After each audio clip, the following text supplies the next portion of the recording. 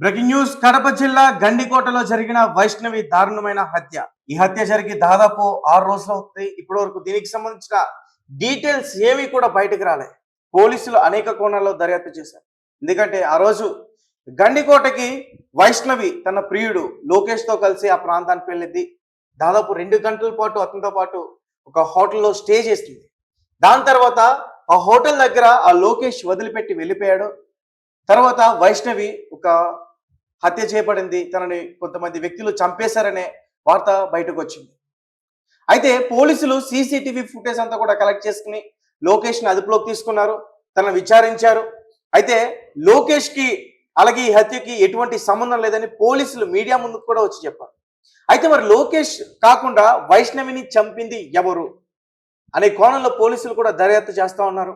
ముఖ్యంగా వైష్ణవికి సంబంధించిన ఫ్యామిలీ మెంబర్స్ని కూడా వాళ్ళు ఇన్వెస్టిగేషన్ చేయడం జరిగింది. అలాగే వైష్ణవికి సంబంధించిన కజిన్ బ్రదర్స్ ఎవరైతే ఇప్పుడు పేర్లు వినిపిస్తున్నాయో కొండయ్య, బ్రహ్మయ్య, అలాగే సురేంద్ర, వీరిని కూడా పోలీసులు విచారించారు. అయితే దాని తర్వాత పోలీసులు దాని గురించి పెద్దగా ఏం మాట్లాడలేదు. అయితే మళ్ళీ పోలీసులు ఆ ప్రాంతం ఒక టూరిస్ట్ ప్లేస్ కాబట్టి అక్కడికి దాదాపు రోజు కూడా కొన్ని వందలాది మంది జనం వస్తూ ఉంటారు. ఆ రోజు అక్కడికి వచ్చిన దాదాపు 200 వెహికల్స్ ని మేము ట్రేస్ చేస్తామంటూ కూడా వాళ్ళని త్వరలోనే మేము ఇన్వెస్టిగేషన్ చేస్తామంటూ కూడా ఒక వార్త వెలుగులోకి వచ్చింది. ఈరోజు మార్నింగ్ మా న్యూస్ ఛానల్లో కూడా దాము బాలాజీ గారు దాని గురించి మాట్లాడించారు. అయితే తాజాగా బయటకు వచ్చిన సమాచారం ఏంటంటే వైష్ణవి కేసుకి సంబంధించి వైష్ణవిని చంపింది సొంత అన్నలే. ఎవరైతే మేం కాదంటూ కూడా న్యూస్ ఛానల్స్ లో మాట్లాడారో కొండయ్య కావచ్చు, అలాగే బ్రహ్మయ్య కావచ్చు, ఆ రోజు సీసీటీవీ ఫుటేజ్ లోకేష్ వచ్చింది చూపించారు, కానీ పోలీసులు కొండయ్య, బ్రహ్మయ్య వచ్చింది మాత్రం చూపించలేదు. నిజానికి బ్రహ్మ అనే వ్యక్తి వైష్ణవికి స్వయన అన్న. అయితే చంపడానికి గల కారణాలు కూడా చెప్పారు. ఇప్పుడు పోలీసులు వాళ్ళు విచారించిన తర్వాత ఆ విచారణలో వాళ్ళు ఒప్పుకున్నారు, వైష్ణవిని మేమే చంపాం, ఎందుకు చంపాం అనే కారణాలు కూడా చెప్పారు. ఒకసారి దీనికి సంబంధించి పూర్తి వివరాలన్నీ కూడా తెలుసుకునేందుకు ప్రయత్నిద్దాం. మా ప్రతినిధి ఆదిత్య మనతో పాటు లైన్ లో ఉన్నారు, ఒకసారి ఆయనతో మాట్లాడదాం. ఆదిత్య, చెప్పండి, మొత్తానికి వైష్ణవి కేసు మిషనరీ బయటపడింది. వైష్ణవిని చంపింది ఎవరో కాదు, వైష్ణవికి సంబంధించిన అన్నలే వైష్ణవిని చంపేశారంటూ ఒక వార్త వెలుగులోకి వచ్చింది. ఏంటి దీనికి సంబంధించిన పూర్తి డీటెయిల్స్ ఏంటి? Right Teja, twist in the tale అంటారు కదా, అలా అయిపోయింది గండికోట అమ్మాయి ఇష్యూ అనేది. అంటే మొదటి నుంచి కూడా చాలా మంది పైన అనుమానాలు వచ్చేసాయి, ఎవరు చంపారు అని చెప్పేసి. ఆ రకంగా ఎంతో మందిని అనుమానించిన తర్వాత ఇప్పుడు రీసెంట్ గా వచ్చిన న్యూస్ ఏంటంటే వాళ్ళిద్దరే అన్నాళ్ళు ఎవరైతే ఉన్నారో వాళ్ళే చంపినట్టుగా తెలుస్తుంది. అంటే పోలీసులు ఇన్వెస్టిగేషన్ చేశారు, వీళ్ళిద్దరిని కూడా ఎవరైతే సొంత అన్న Brahmaiah and cousin brother Kondaiah ఉన్నారో వీళ్ళని కూడా పోలీసులు అదుపులోకి తీసుకున్నారు, అరెస్ట్ చేశారు. తర్వాత వాళ్ళ తరహా ఇన్వెస్టిగేషన్ అయితే వాళ్ళని చేయడంతో ఇప్పుడు వాళ్ళే చంపామని చెప్పేసి బయటపడ్డట్టుగా తెలుస్తుంది. అంటే లోకేష్ తో ప్రేమ వ్యవహారం వద్దు, అతను జులాయిగా తిరుగుతాడు అని చెప్పేసి ఎంత వీళ్ళ అన్నాలు చెప్పినా కూడా అమ్మాయి వినకపోవడంతో అందుకే చెల్లిని ఇంత దారుణంగా హత్య చేశారని చెప్పేసి తెలుస్తూ ఉంది. సో ఇది ఇప్పుడు వైరల్ అయిపోతుంది. అంటే ఎటుటో పోయి చివరికి వాళ్ళ అన్నదమ్ములు ఈ విధంగా చెల్లని చంపడం ఏంటి అని చెప్పేసి అందరూ కూడా ఆశ్చర్యానికి గురవుతూ వస్తున్నారు. మొదట్లో కూడా ఎవరు కూడా అంటే మొదట్లో కూడా అన్నలే చేశారంటే కూడా ఎవరు నమ్మలేదు. ఈవెన్ మన ఛానల్లో చేసినప్పుడు కూడా ఎవరు కూడా నమ్మలేదు. ఎందుకంటే ఒక చెల్లిని చంపాలనుకుంటే అన్న చంపేస్తాడు, కానీ అంతేకాని తన దుస్తులు తీసి అంత క్రూరంగా దారుణంగా చంపడంటూ కూడా చాలా మంది కూడా మనకి కామెంట్స్ కూడా చేయడం జరిగింది. అవును, అంటే ఒక్కొక్కరి దగ్గర నుంచి ఒక్కొక్క అభిప్రాయాలు అయితే వ్యక్తం అవుతున్నాయి. అన్నలు చంపడం ఏంటి, మరి ఈ తరహా ఇంత ఘోరంగా చంపడం ఏంటి అని చెప్పేసి చాలా మంది షాక్ అవుతున్నారు. సో పోలీసులు అయితే అంటే వాళ్ళే ఒప్పేసుకున్నారు, మా చెల్లిని మేమే చంపామని చెప్పేసి. మేము ఎంత చెప్పినా లోకేష్ తో ప్రేమ వ్యవహారం వద్దు అని చెప్పినా వినలేదని చెప్పేసి అందుకే హత్య చేశామని చెప్పేసి వాళ్ళిద్దరు చెప్పినట్టుగా తెలుస్తుంది. అంటే పోలీసులు వీళ్ళని కంప్లీట్ గా ఇంట్రోగేషన్ చేశారు. మరి వాళ్ళ తరహా ఇంట్రాగేషన్ చేసి ఈ విషయాలన్నీ బయటపడ్డట్టుగా తెలుస్తుంది. సో ఏదేమైనా ఒక ట్విస్ట్ అని చెప్పుకోవాలి. మరి ఇప్పటి వరకు అయితే ఇది కన్క్లూజనా లేకుంటే ఇంకా ఏమన్నా ట్విస్ట్ వస్తాయా, దీనికి సంబంధించి ఇంకా ఇన్వెస్టిగేషన్ ఎక్కడి వరకు వెళ్తుందని చెప్పేసి తేలింది. మొదట లోకేష్ మీద అనుమానాలు వచ్చేలా కొంతమంది పైన అనుమానాలు వచ్చినప్పటికీ చివరికి మాత్రం తేలిందైతే ఇదే అంశం. సో ప్రాపర్ గా ఒక ఎండింగ్ వచ్చినట్టుగా తెలుస్తుంది. మరి సొంత అన్నదమ్ములే ఈ విధంగా చెల్లిని చంపడం అనేది అందరినీ కూడా ఆశ్చర్యానికి గురి చేస్తుంది. సో చూద్దాం మరి ఈ కేసులో ఇంకా ఎటువంటి డీటెయిల్స్ బయటపడతాయి, ఇది ఎక్కడి వరకు వెళ్తుంది. Right, thank you Aditya. Thank you. So guys, చూసారు కదా, వైష్ణవికి సంబంధించి ఎవరైతే ఉన్నారో సురేంద్ర, అలాగే కొండయ్య, అలాగే బ్రహ్మయ్య. సురేంద్ర ఈ కేసుకి సంబంధించి ఆల్రెడీ మీడియా వాళ్ళతో కూడా మాట్లాడారు.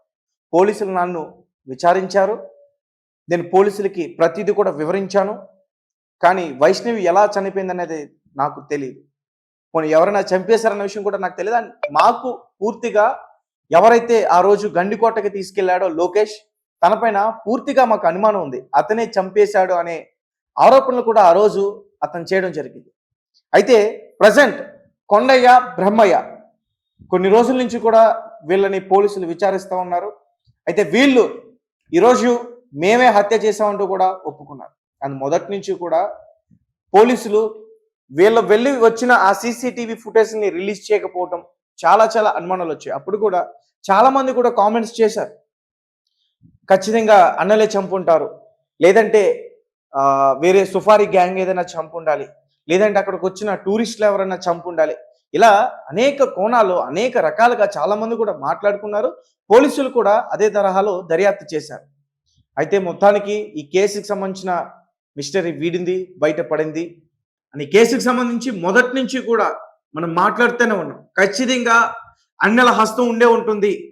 అన్నలు బయటికి కనిపించట్లేదు, వాళ్ళ కుటుంబ సభ్యులే ఈ హత్య చేసి ఉంటారనేది కూడా మనకు అర్థమవుతుంది. ఎందుకంటే ఈ కేసు ఇన్వెస్టిగేషన్ చేస్తున్న కొద్దీ చాలా విషయాలన్నీ కూడా బయటపడ్డాయి. అంటే వైష్ణవిది అలాగే లోకేష్ది చాలా ఏళ్ళ నుంచి కూడా వాళ్ళిద్దరు కూడా ప్రేమించుకుంటూ ఉన్నారు. అసలు వైష్ణవి వాళ్ళు వాళ్ళ సొంత ఊరిని వదిలిపెట్టి వేరే గ్రామానికి రావడానికి కూడా రీజన్ ఇదే. ఆ లోకేష్ అన్న వ్యక్తి ఒక బలాదురు, ఒక గంజాయి తాగుతాడు, అతను సరిగ్గా ఉండడు, అతనికి పనులు వీళ్ళ ఫ్యామిలీ మెంబర్స్కి ఏమి కూడా నచ్చవు. అంచేత అతనికి దూరం పెట్టాలనే ప్రయత్నం చేశారు వీళ్ళ ఫ్యామిలీ మెంబర్స్. అందుకే వాళ్ళ గ్రామాన్ని వదిలి వేరే ప్రొద్దుటూరు అనే ఆ ప్రాంతానికి వచ్చి అక్కడ అమ్మాయిని చదివించుకుంటూ ఉన్నారు. అక్కడికి వచ్చినా సరే ఈమె వ్యవహారాలు తగ్గట్లేదనే ఇదితో ఆమెను కొన్ని రోజులు కూడా భయపెట్టారు. అయితే మొత్తానికి కాలేజీకి పంపించారు. కాలేజీకి పంపించిన రోజున తన ఫోన్లో నుంచి ఇన్స్టాగ్రామ్లో లోకేష్కి మెసేజ్ చేసింది, పలానా డేట్ రోజు మనం కలుద్దాం, పలానా ప్లేస్ లాంటివి కూడా మెసేజ్ చేసుకున్నారు. గండికోటలో ఇద్దరు కూడా కలిసారు. అంతకుముందు కూడా గండికోటలో ఇద్దరు 2-3 సార్లు కలిశారు. అయితే మళ్ళీ అదే ప్రాంతంలో మళ్ళీ కలిసేందుకు ప్రయత్నించారు. అయితే ఈసారి కలిసినప్పుడు వాళ్ళ అన్నలకి తెలిసిపోయింది కాబట్టి తనపైన లైంగిక దాడి జరగలేదు. ఫారెన్సిక్ రిపోర్ట్స్ కావచ్చు, పోస్ట్ మార్టం రిపోర్ట్స్ కావచ్చు, తనపైన ఎటువంటి లైంగిక దాడి జరగలేదంటూ కూడా చెప్పారు. కానీ ఇక్కడ అన్నలు మాత్రం వీళ్ళ హోటల్ రూమ్కి తీసుకొచ్చారు కాబట్టి ఆ లోకేష్ ఏదైనా చేసి ఉంటాడనే కోపంతోనే ఈ హత్య చేస్తున్నట్లుగా అయితే మాత్రం మనకు అనిపిస్తూ ఉంది. వైష్ణవిని చాలా దారుణంగా కొట్టారు, బలంగా కొట్టారు. ఎక్కడా కూడా తనని కొట్టిన గాయాలు బయటకు కనిపించలేదు. పోస్ట్ మార్టం రిపోర్ట్స్ వచ్చిన తర్వాతే ఆ విషయాలన్నీ కూడా తెలిసాయి. అండ్ మొదట్లో కూడా లోకేషే చంపేశాడు అనుకున్నాను. ఎప్పుడైతే పోస్ట్ మార్టం రిపోర్ట్స్లో తన పైన లైంగిక దాడి జరగలేదంటూ కూడా వార్త వెలుగులోకి వచ్చిందే, అప్పుడే వాళ్ళ ఫ్యామిలీ మెంబర్స్ పైన విపరీతమైన అనుమానం కలిగింది. ఏదైనా సుఫారీ గ్యాంగ్కి వాళ్ళ డబ్బులు ఇచ్చి చంపించారా, లేకపోతే లోకేష్ తన ఫ్రెండ్స్తో చంపించేశాడా, అనేక రకాలుగా ఆలోచించారు.